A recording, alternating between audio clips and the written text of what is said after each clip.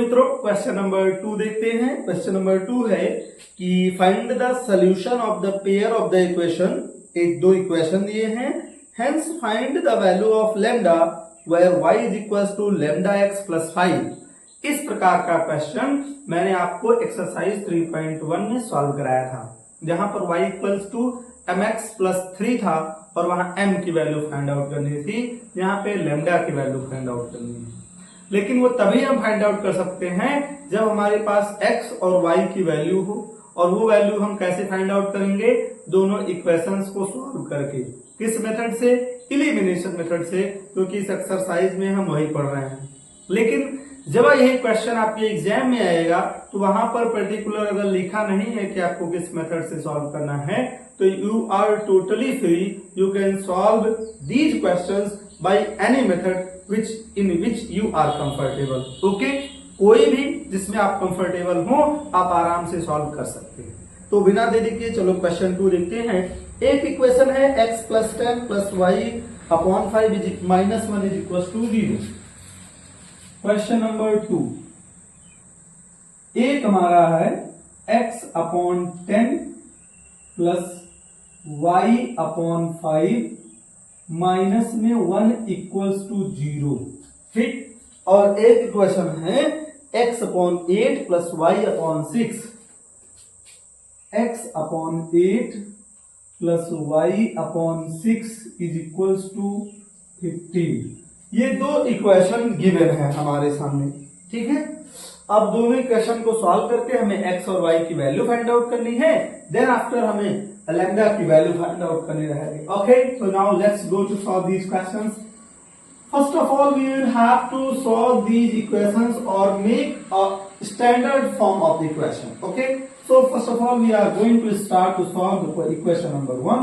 This is x upon 10 plus y upon 5 and we send minus 1 equals to there, then it becomes plus 1. Okay, now take the LCM 10 and 5 and this is 10।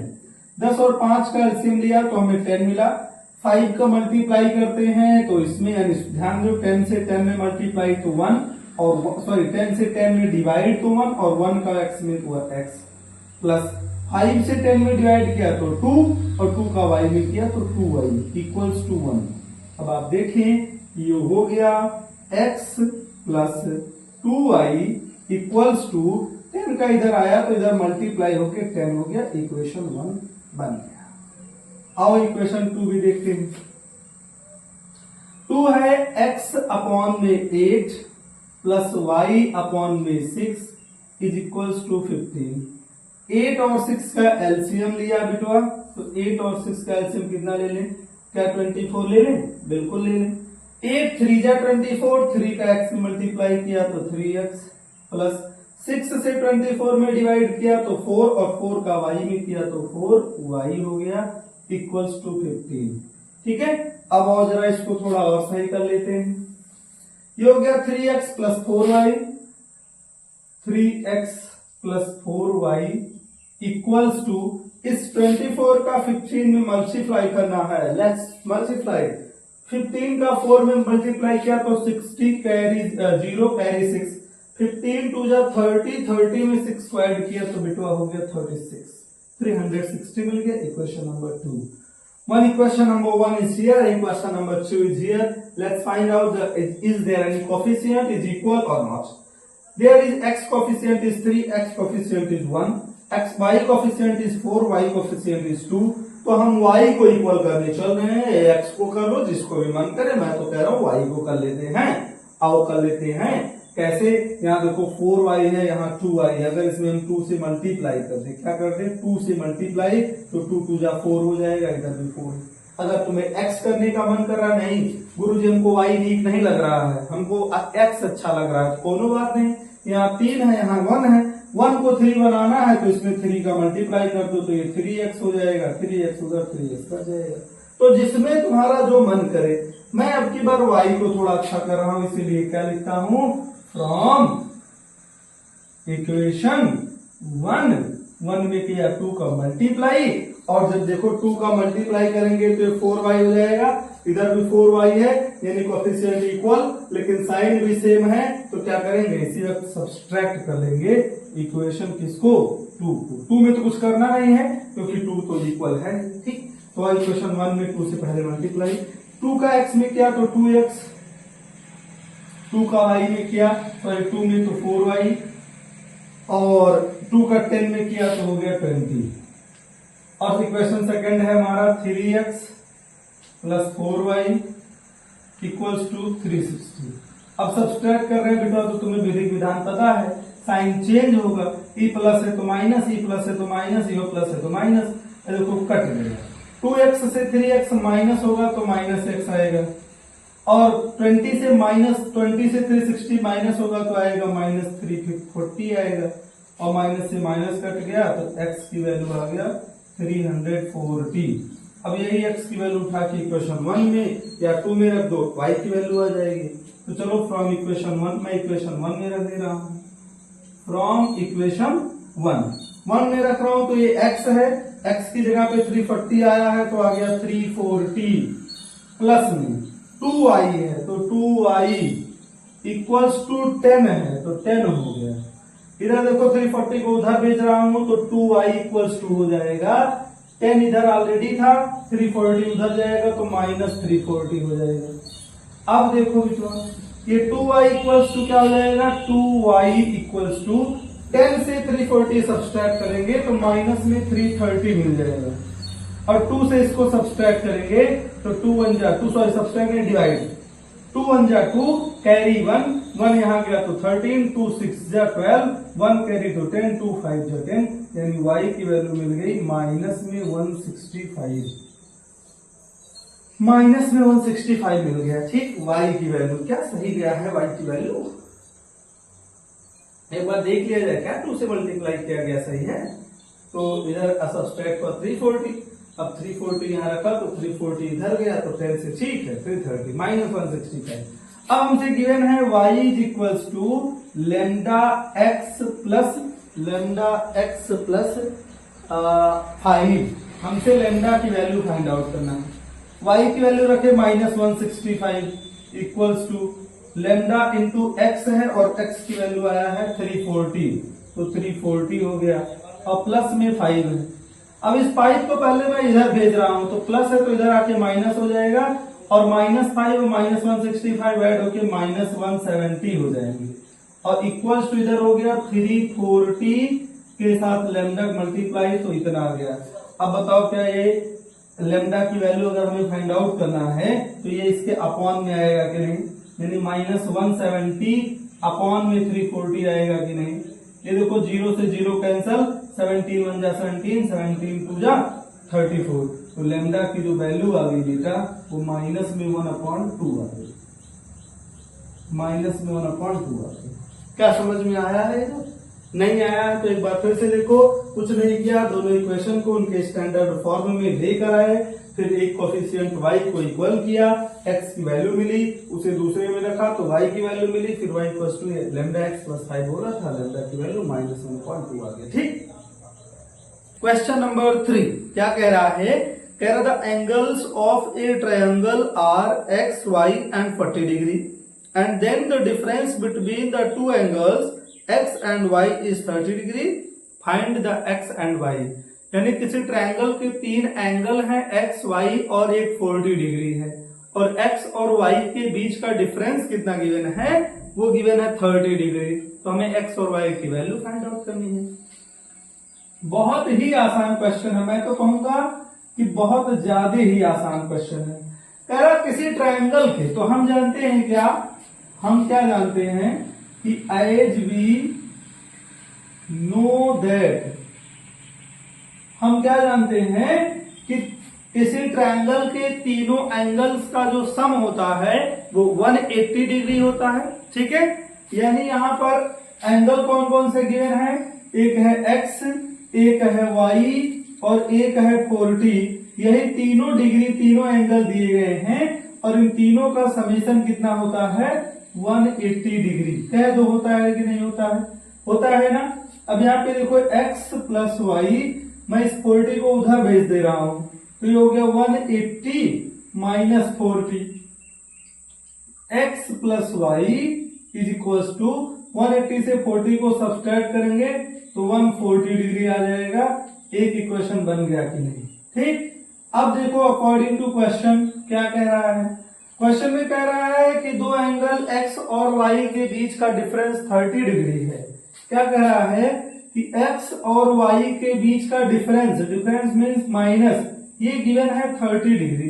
बताओ equation number 2 बन गया कि नहीं? अब equation 1 यहाँ, equation 2 यहाँ है, दोनों को सॉल्व कर लेते हैं। देखो y प्लस में या y माइनस में है, दोनों इक्वेशन को क्या कर दें? ऐड कर दें।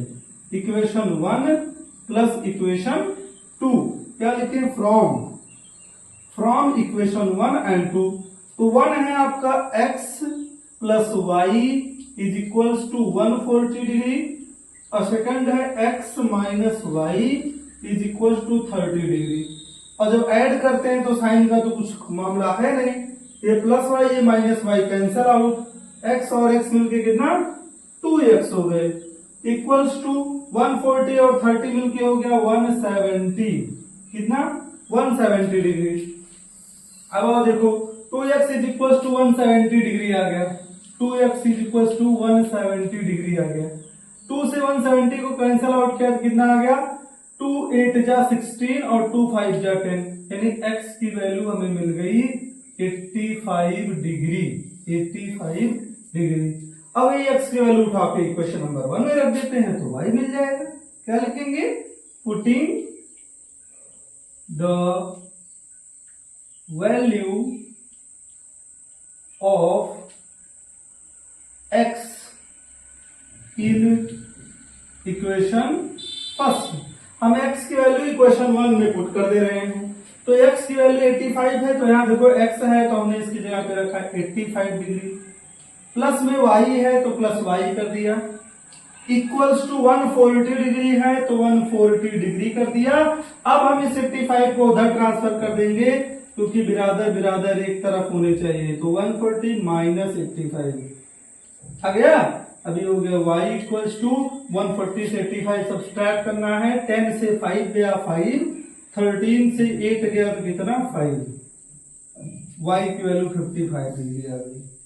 क्या लिख देंगे? क्या लिख देंगे?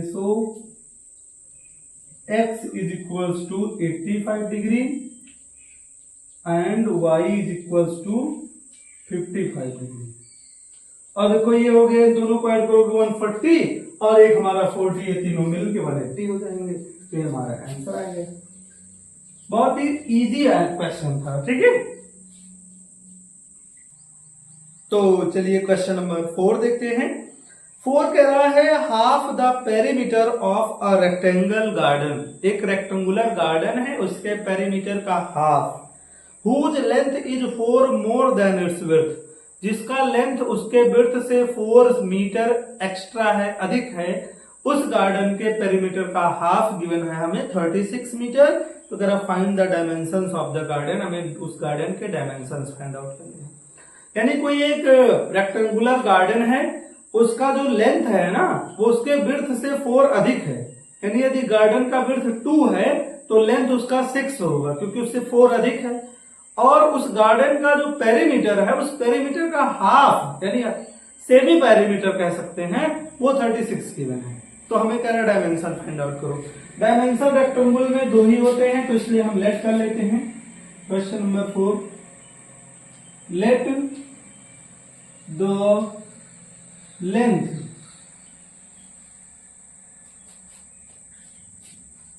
Length of garden is equals to x meter and the width of garden equals to y। ठीक, अब ध्यान से सुनो, कह रहा है कि इसका जो लेंथ है ATQ, फर्स्ट कह रहा है इसका जो लेंथ है, तो लेंथ है x, लेंथ है x, इसके विड्थ से, तो विड्थ है y, और क्या कह रहा है, इसका जो लेंथ है वो इसके विड्थ से 4 अधिक है, यानी लेंथ बड़ा है विड्थ छोटा है, और जो बड़ा है उसी के कितना बड़ा है उसी के बराबर हम छोटे की तरफ संक्रिया करते हैं। कह रहा है ये इनसे 4 बड़े हैं, तो यानी ये छोटे हैं, कितने छोटे हैं, 4 छोटे हैं, तो अगर दोनों को इक्वल करना है तो इनकी तरफ हमें 4 जोड़ देना पड़ेगा, तो बराबर हो जाएंगे। तो यहां से देखो y को इधर बुला लेता हूं, तो हो गया x और y इधर आया तो माइनस वाई इक्वल्स टू 4, ये हमारा इक्वेशन 1 बन गया।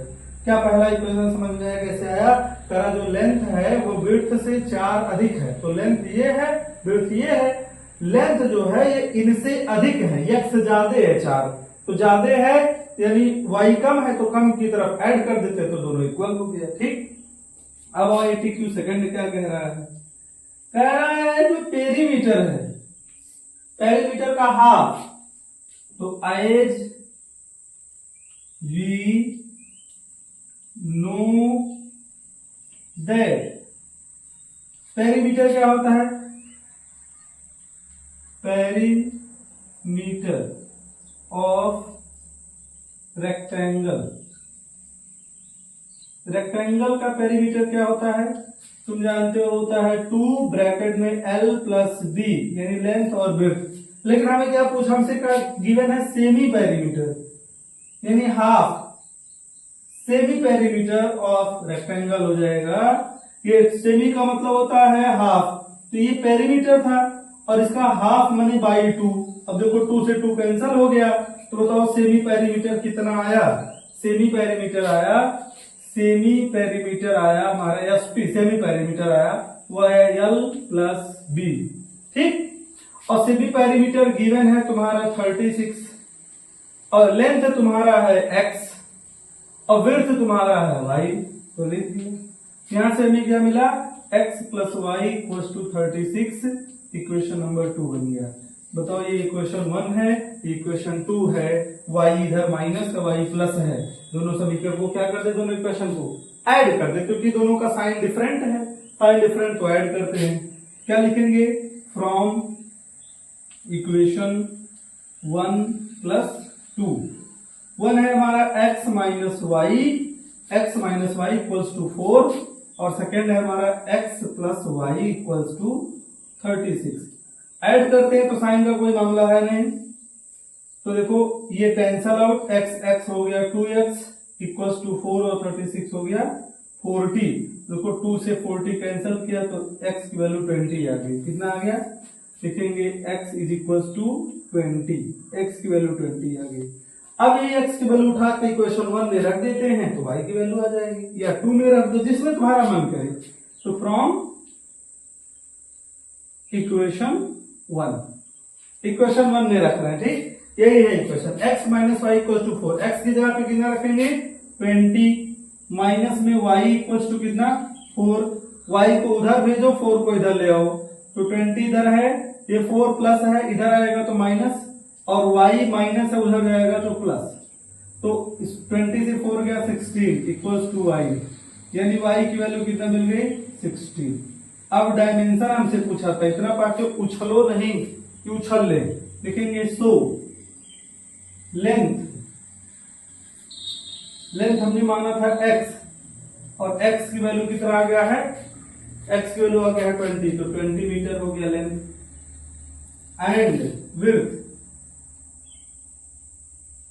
विड्थ हमने माना था y, और y की वैल्यू आ गया है 16 मीटर। ये हो गया आंसर। ठीक है, बिल्कुल इजी था।